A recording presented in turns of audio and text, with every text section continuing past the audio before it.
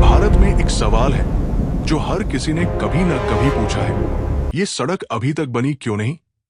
ये पुल आज भी अधूरा क्यों है? ये प्रोजेक्ट जो 5 साल में पूरा होना था 15 साल से क्यों चल रहा है? दिलचस्प बात यह है कि भारत में पैसों की कमी नहीं है, फिर भी प्रोजेक्ट समय पर पूरे नहीं होते।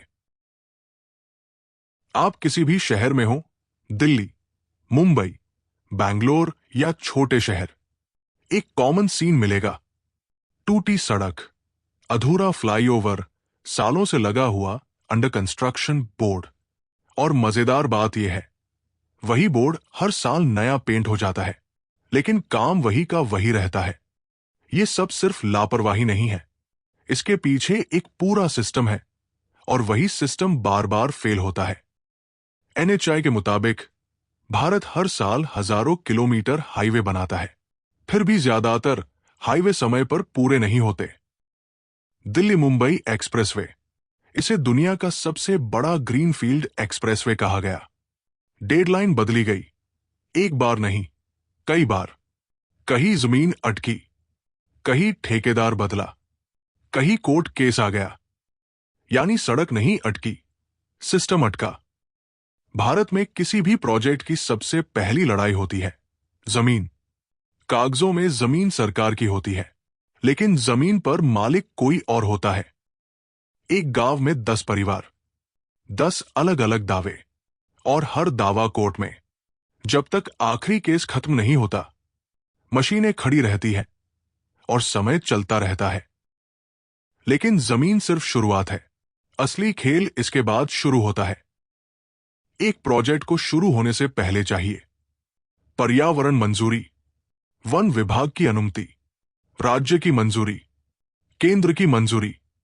कागजों में यह प्रक्रिया सीधी लगती है, असल जिंदगी में यही सबसे बड़ा स्लो मोशन है। एक फाइल दिल्ली से राज्य जाती है, फिर जिले में, फिर वापस दिल्ली। हर टेबल पर फाइल रुकती है और हर रुकावट समय खा जाती है। अब आते हैं ठेकेदारों पर।